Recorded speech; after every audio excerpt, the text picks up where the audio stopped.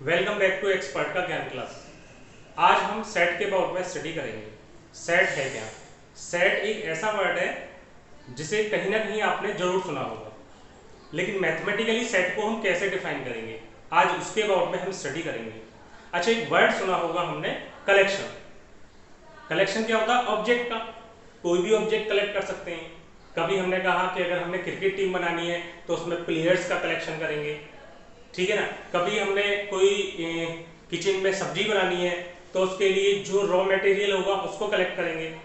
तो कहीं ना कहीं हम किसी ना किसी ऑब्जेक्ट को कलेक्ट करते रहते हैं।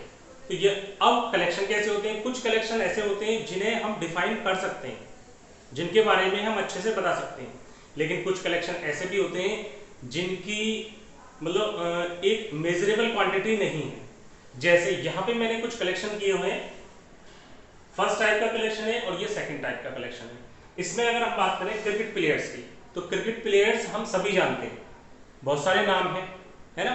वनडे क्रिकेट टीम में इतने सारे नाम है कि हम मतलब काउंट करेंगे तो काउंट तो कर लेंगे, लेकिन टाइम लगेगा। तो मैंने यहाँ पे कुछ क्रिकेट प्लेयर्स लिए हैं, जैसे Sachin Tendulkar, Virat Kohli, Rohit Sharma, AB de Villiers, Chris Gayle, और भी बहुत सारे क्रिकेट प्लेयर्स हैं जिनको हम यहाँ पे मेंशन कर सकते हैं।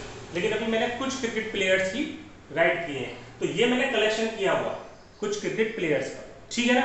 अब यहाँ पे सेकंड टाइप में मैंने कलेक्शन किया हुआ है। मैं अगर पूछने लगूं फेवरेट क्रिकेट प्लेयर, तो फेवरेट क्रिकेट प्लेयर की अगर बात करें तो हर बंदे के एक या दो फेवरेट क्रिकेट प्लेयर हो सकते हैं, है ना। हो सकता है कि मेरा क्रिकेट प्लेयर, मेरा जो क्रिकेट प्लेयर है फेवरेट वो आपका ना हो सकता है जो राम का क्रिकेट प्लेयर फेवरेट है वो श्याम का ना हो।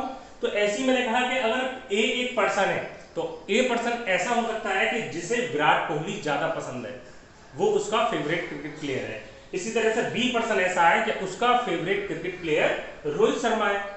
सी पर्सन ऐसा है कि उसका favourite cricket player Chris Gayle है। तो इसी तरह से कि यहाँ पे अगर फेवरेट की बात करें तो फेवरेट को हम यहाँ डिफाइन नहीं कर सकते। आप ही में से अगर आप 4 से 5 ग्रुप में मेंबर्स एक साथ जा रहे हैं तो अगर पूछने लगे कि किसका फेवरेट क्रिकेट प्लेयर कौन सा है, तो सबके अलग अलग हो जाएंगे। सबके तो नहीं कह सकते, लेकिन कुछ बंदे ऐसे होंगे जिनके अलग अलग होंगे। तो यहाँ फेवरेटनेस ये क्या है, ये पूरी तरह से डिफाइंड नहीं है। दूसरा हमने कलेक्शन लिया है boy student in your class.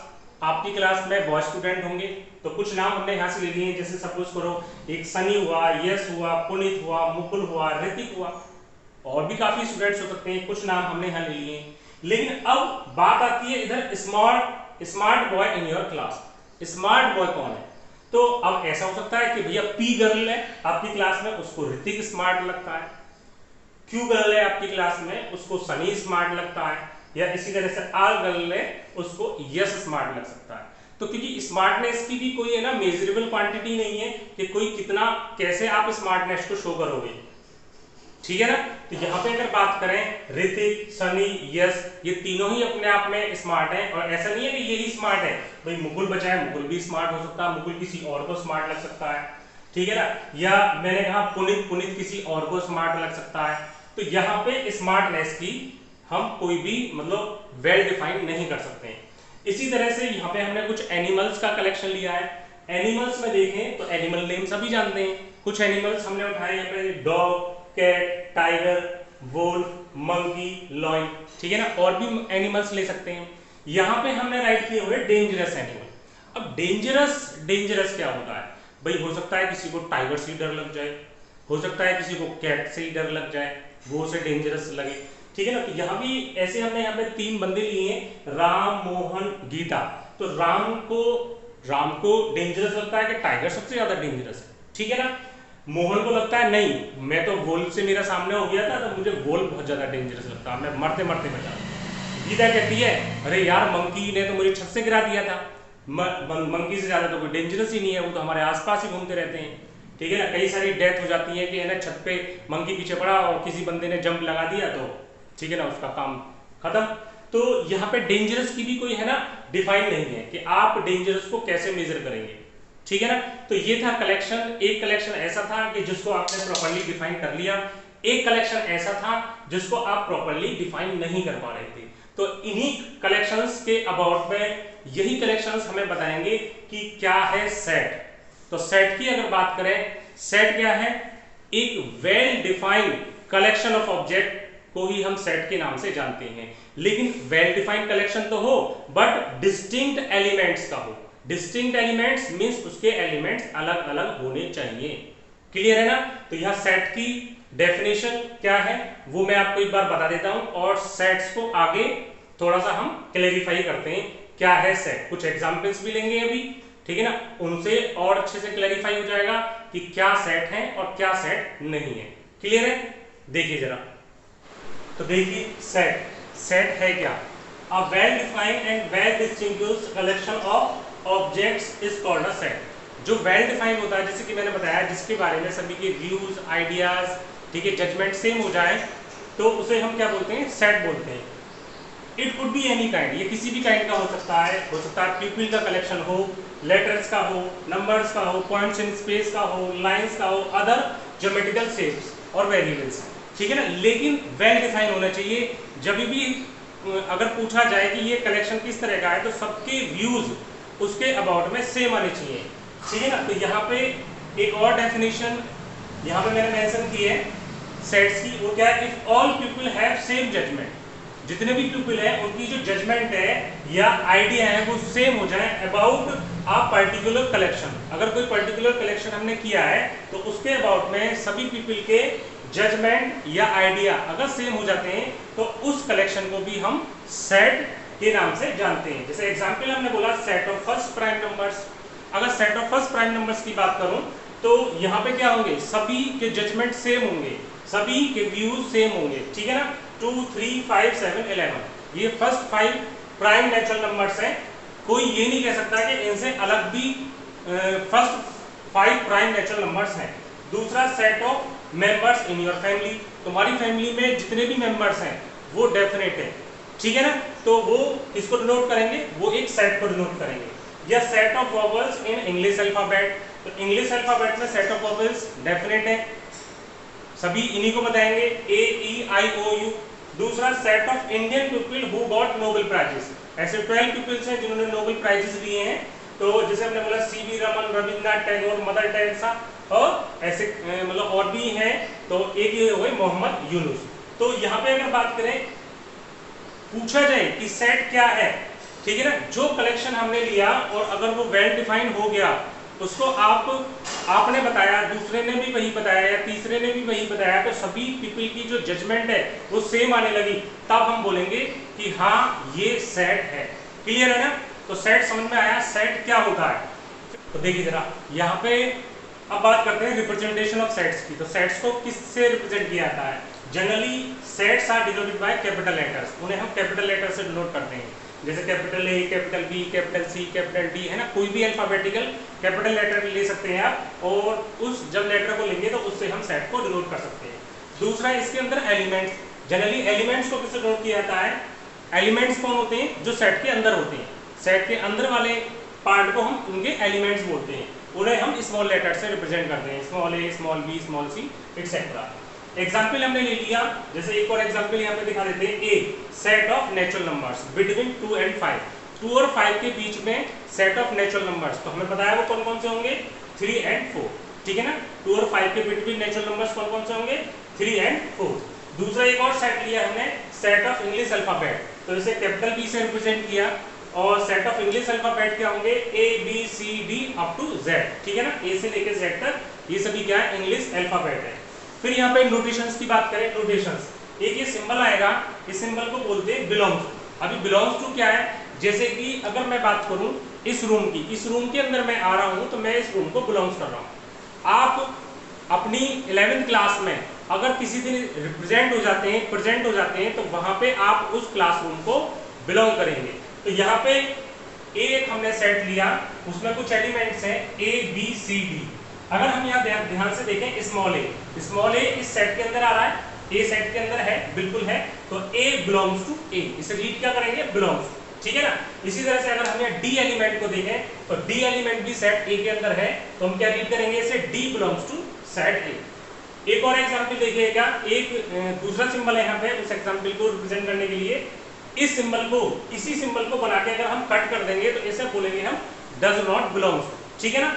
जैसे मैंने बोला कि जी इस सेट के अंदर है, नहीं है, यहाँ पे जी कहीं भी नहीं दिखाई दे रहा है, तो हम यहाँ क्या बोलेंगे, G does not belong to set A. इसी तरह से आर एलिमेंट की अगर बात करें तो आर एलिमेंट भी इस सेट में कहीं भी नहीं नजर आ रहा है, तो हम क्या राइट करेंगे, R does not belongs to set A, ठीक है ना। एक यहाँ पे ये सिंबल हमने पढ़ा है, इसको हम बोलते हैं सच दैट, या तो इस तरह से एक लाइन बना दीजिएगा या 2 पॉइंट बना दीजिएगा, तो ये सच दैट को डिनोट करेंगे। दूसरा अगर हम इसको देखें तो ये उल्टा ई बना हुआ है, ये आपको देयर एग्जिस्ट को रिप्रेजेंट करेगा, ठीक है ना। तो ये कुछ सिंबल से जो हमारे सेट्स को क्या करेंगे, रिप्रेजेंट करेंगे। यहाँ पे हमने कुछ है ना वेल नोन सेट्स को मेंशन किया हुआ है, ठीक है ना, तो जो यहाँ पे बार बार यूज होंगे। बात करते हैं सेट ऑफ नेचुरल नंबर्स, तो सेट ऑफ नेचुरल नंबर्स को हम कैपिटल एन से रिप्रेजेंट करते हैं, ठीक है ना। और ये क्या होते हैं, ये सभी जानते हैं, 1 2 एंड सो ऑन।